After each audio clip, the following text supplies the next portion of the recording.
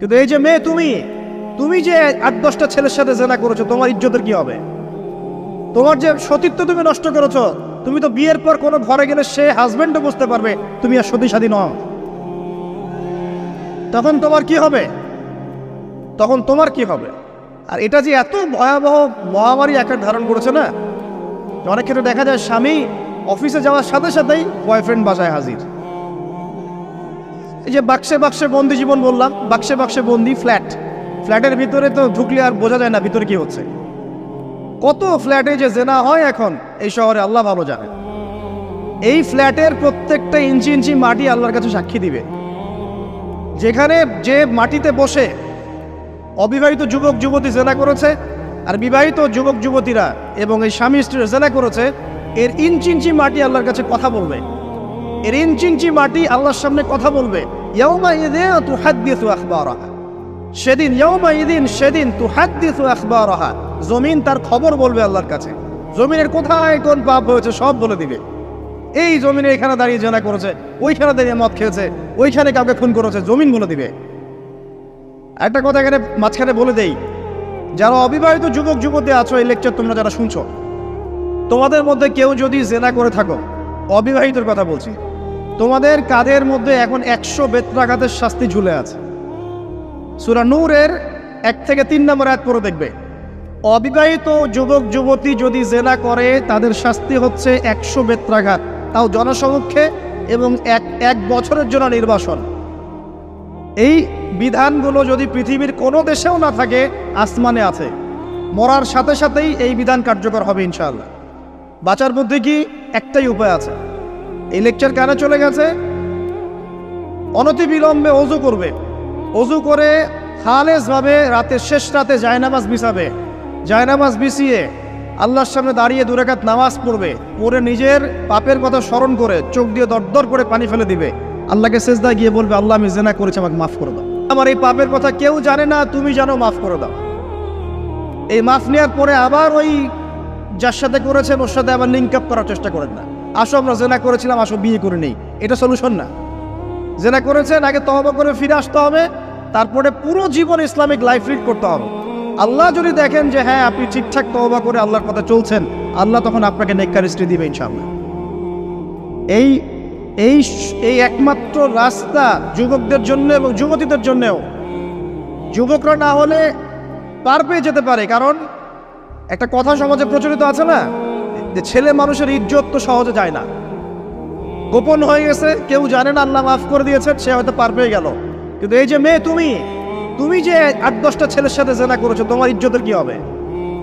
তোমার যে সতীত্ব তুমি নষ্ট করেছো। তুমি তো বিয়ের পর কোনো ঘরে গেলে সে হাজবেন্ডও বুঝতে পারবে তুমি আর সতী সাথী নও। তখন তোমার কি হবে? বিবাহিত যারা আছে, এই যে দেবর আর ভাবি, এই যে শালি আর দুলা ভাই, মধুর সম্পর্ক না এগুলা? দাঁড়াও, এটা মধুর সম্পর্ক। দেখা যায় সুবহানাল্লাহ, এই যে আমার এখানে ফোন আছে না, আমাদের অফিসিয়াল পেজ আছে, অফিসিয়াল পেজে যত প্রশ্ন আসে দেখি ম্যাক্সিমাম জেনা কেন্দ্রিক, ব্যভিচার কেন্দ্রিক, পরকীয়া কেন্দ্রিক। একজন প্রশ্ন করেছে যে দোলা ভাইয়ের চরিত্র এত খারাপ ছিল, আর ওই মেয়ের বয়স তখন কম ছিল, 13 বছর বয়স। 13 বছর বয়সের মেয়ের দিকে সে চোখ দিয়েছে। যাকে বিয়ে করেছে তার সাথে তো সম্পর্ক আছেই, যাকে বিয়ে করেছে ওর সাথে তো সম্পর্ক আছেই। তারপরে আপনার শালীর সাথে সম্পর্ক। এখন শালীর সাথে তার 2 বছর ধরে সম্পর্ক করার পর সেগুলোর ভিডিও ধারণ করে তাকে ব্ল্যাকমেইল করছে যে যদি আমার সাথে খারাপ কাজে সে রাজি না হয় তাহলে এই ভিডিওগুলো ভাইরাল করে ফেল। এই যে অনলাইনের যুগ, এখন তো মানুষ নিশ্চিন্তে মানুষ যে একটা প্রাইভেট লাইফ লিড করবে সেটাও করতে পারে না। প্রাইভেট লাইফের সব কিছু রেকর্ডেড হয়ে যায়, হয় না? এটা একটা ফিতনা, মহাফিতনা। এখন সে রেকর্ড করেছে, এইভাবে ব্ল্যাকমেইল করে এই শালীর সতীত্ব নষ্ট করলো। 1 বছর 2 বছর না, 3 বছর ধরে। এখন এই মেয়ে প্রশ্ন করছে পেজের মধ্যে যে এখন তার মানসিক অবস্থা এতই খারাপ, সে জিজ্ঞাসা করছে আমি যদি আত্মহত্যা করি তাহলে আমার পাপ হবে কিনা। এই মেয়েটা যদি আপনার বোন হতো কি করতেন? আল্লাহ না করুক এই মেয়ে যদি কারো মেয়ে হতো তাহলে কি করতেন আপনি? আপনার কাছের কেউ হলে আপনি কি করতেন? এখানে ওই শাস্তিটা না বলে সামনে যেতে পারছি না। শোনেন, যারা বিবাহিত ব্যক্তি হওয়ার পরেও পরকীয়া করেছেন, বিবাহ করার পরেও পরকীয়ার পাপে লিপ্ত ছিলেন বা এখনো আছেন, জেনে হোক না জেনে হোক করেছেন, অথবা এটা জেনে করেছেন যেটা একটা খারাপ কাজ তারপরেও করেছেন, রাসূলুল্লাহ সাল্লাল্লাহু আলাইহি ওয়াসাল্লামের হাদিস এবং আল্লাহ পাকের কালাম অনুযায়ী তাদের শাস্তি হচ্ছে কোমর পর্যন্ত মাটিতে পুঁতে ফেলে পাথর নিক্ষেপ করে রজম করে হত্যা করা। ইসলামিক যদি কোনো রাষ্ট্র থাকতো বা এটা যদি হতো, বা এটা যদি ইমামুল মাহদির যুগ হতো বা ওমর রাদিয়াল্লাহু আনহুর যুগ হতো, তাহলে এই শাস্তির বাইরে আপনি চলতে পারতেন না যদি এটা প্রমাণ হতো। এই শাস্তি যদি দুনিয়াতে কার্যকর নাও হয়, আপনি যদি তওবা না করে মারা যান, তাহলে কিয়ামতের মাঠে এই শাস্তি আপনি ভোগ করবেন। খুব মজা লাগছে পরকীয়া করতে। সকালে একটার সাথে, দুপুরে একটার সাথে, আজকে একজনের সাথে রাত কাটান, কালকে আরেকজনের সাথে রাত কাটান, খুব মজা পাচ্ছেন। রাত্রেবেলা মদ খান আর হোটেলে রাত কাটান, সকালবেলা আবার অফিসে যান। আমাদের শহরের এগুলা কালচার কোত্থেকে আসলো? এই শহরকে পবিত্র করবে কে এবং এই শহরের আসল রূপগুলো স্পষ্ট করবে কারা? খুব মজা পাচ্ছেন এগুলোতে। সুবহানাল্লাহ।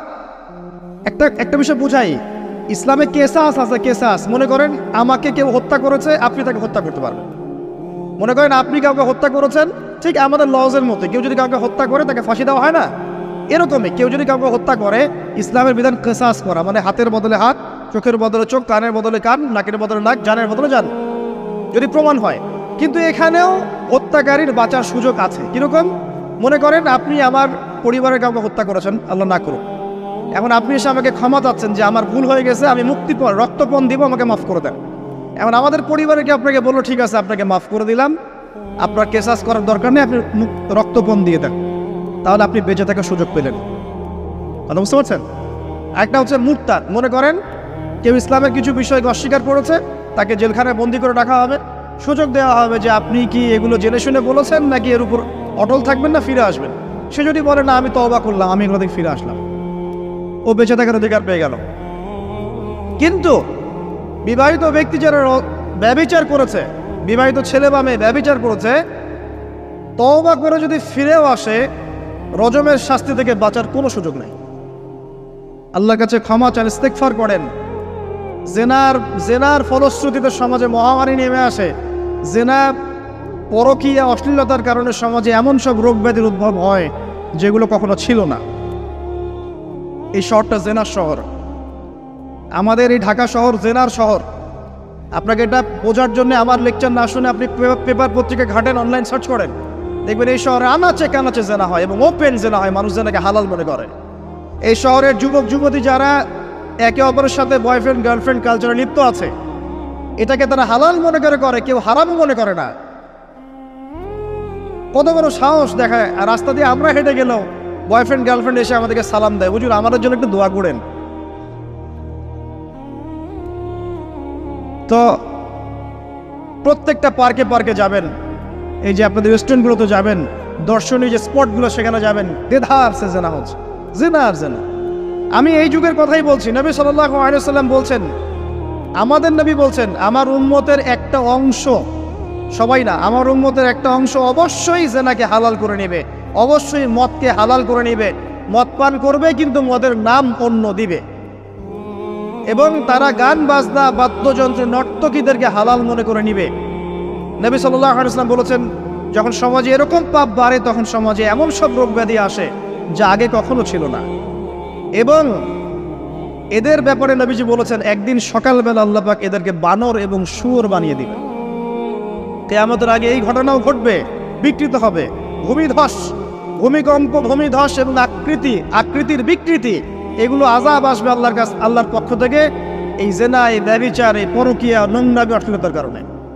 ঘরে ঘরে এগুলা বয়ফ্রেন্ড গার্লফ্রেন্ড কালচার। কেউ মনে করে না যে এগুলো হারাম, কেউ মনে করে না যে আমার এই যে সহপাঠী আমার গায়রে মাহরাম। এই গায়রে মাহরাম শব্দটাই নাই। কাজিন, চাচাতো বোন, মামাতো বোন, খালাতো বোন, এই যে কাজিন, এরা জেনা করছে। কি দেখা বাকি রেখেছে এই যুগে আমরা? এই যুগে আমরা দেখছি যে নিজের মেয়ের সাথে পিতার শারীরিক সম্পর্ক। পেপার পত্রিকা পড়েন, একটু অনলাইন ঘাটেন, দেখেন কোন যুগে আছেন আপনি। সমাজের ন্যায় অন্যায় হক বাতিলের মানদণ্ডই উল্টে যাবে। মানুষ ন্যায়কে অন্যায় মনে করবে, অন্যায়গুলোকে ন্যায় মনে করে নিবে। কোনো মানদণ্ড নাই, কোনো মানদণ্ড নেই।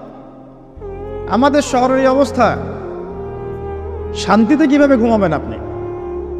নিশ্চিন্তে থাকবেন কিভাবে? কখন যে আল্লাহর গজব চলে আসে।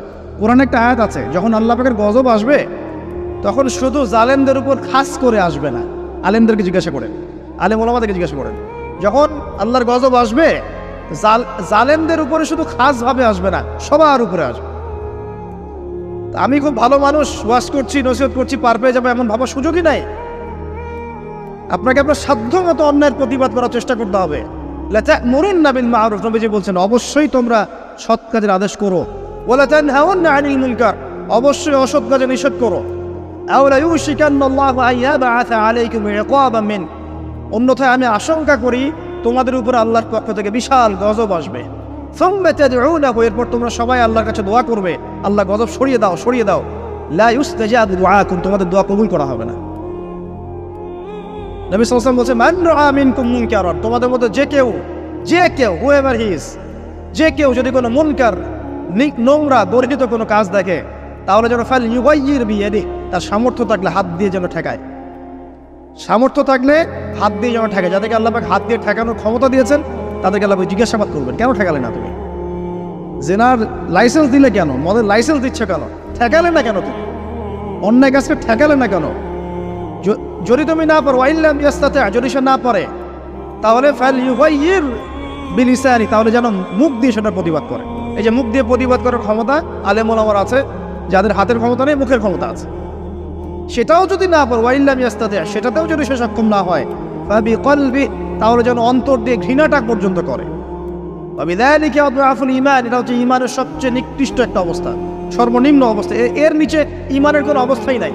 তার মানে অন্যায় দেখে আমাদের যাদের মনে কোনো ফিলিংসই কাজ করছে না, তার মানে আমাদের ঈমান নাই। আসলে সহজ কথা, ঈমানের সেই তেজ নাই আমাদের মধ্যে। আসুন, একটা ব্যাখ্যা এটাও হতে পারে সমাজে ন্যায় অন্যায় হক বাতিলের মানদণ্ড উল্টে যাবে। একটা জায়গায় যাচ্ছি, তার আগে একটা কথা বলতে ভুলে গিয়েছিলাম। এখন